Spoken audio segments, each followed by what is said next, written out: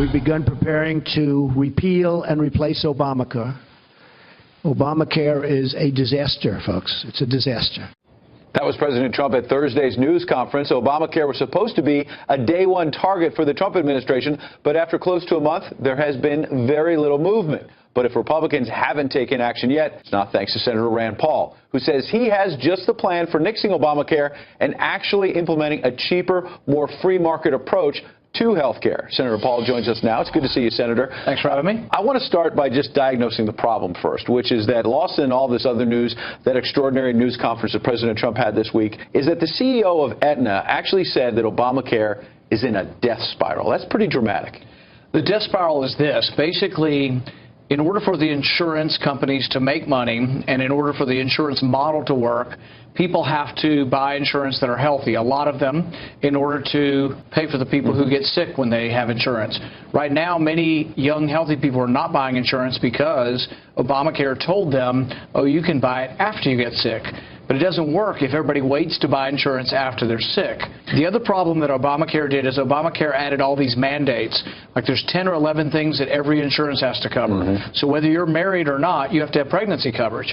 Or whether you're even having kids anymore. Maybe you're 75 years old, you got to have pregnancy coverage. What that did is it added expense, and then that added to the adverse selection that young people didn't want to buy it because of the expense. So you're a doctor. What's the prescription? We've heard Democrats say for a long time, all you guys want to do is repeal this.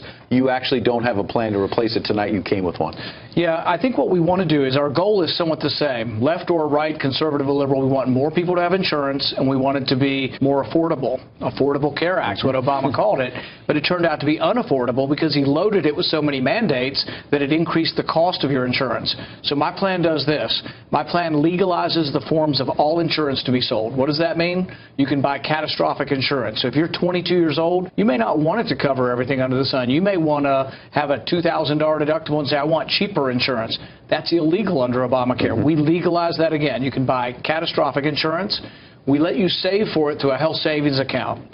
We let you use your health savings account to pay your premium, your deductible, your copay, weight loss program, exercise program, vitamins, preventative care. You can do all of that under your HSA, and we give you a tax credit in your HSA to help you save. I heard you say that this is not going to cost taxpayers anything new. And you know your folks back home in Kentucky, our viewers all around the country, they hear somebody say, I'm here from the government, I'm here to help. And they say, all right, let me go grab my wallet, Senator. There's no government program in what I'm offering. What I'm offering is expanded marketplace. Now, there is the return of your own money. So if you pay taxes, you'll get to keep some of your money, but it's yours, not the government. You get to keep your money, and it gets to go into a health savings account. So we legalize the sale of inexpensive insurance, help you save for it in a health savings account. And then the third thing is really interesting.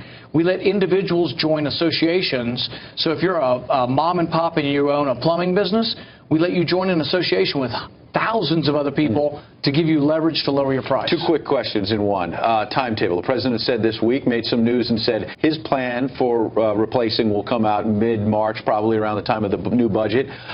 Is it realistic to think that you and he and others can come together on a plan, work out the difference by the end of this year, number one? And number two, I wonder about the fact that you and other Republicans railed against President Obama and say he did this with Democratic-only votes, and that's why Obamacare, one reason it was not durable. What are you doing to reach across the aisle and, in kind, say, we're actually going to get Democratic votes for this? You know, I would love to have Democrats on board, and what we picked are things that really try to meet the same goals that Democrats wanted. More insurance for more people, more access. Now, whether we'll get them or not is up to them. I'm trying to convince them, but I don't know if we'll get any on board. So can you do it by the end of the year? But let's say Democrats alone passed Obamacare, Republicans alone undo it. Well, then the next stage is going to take people work together. So my replacement bill is going to take 60 votes in the Senate. We will have to have Democrats for the replacement bill. But I'm putting it out there. I'm inviting conversation. We want everybody to participate in this. We should all have the same goals. It shouldn't be about which party you're in. We should have the same goals. Less expensive insurance for more people. Last quick thing. You know, a lot of the president's supporters who voted him in, voted in a Republican House and Senate say, you said you were going to do this quickly. Can this get done by the end of the year, realistically? It's going to be done in the next month or two. I mean, really, we're not waiting. This isn't the plan will get through both chambers and be on the president's desk. We're not going to be talking about this in July. All right. We're going to have you back to see if it works. Thanks, Senator. If I have anything to say about it. All right. All right. Senator Rand Paul, appreciate it. Thank you.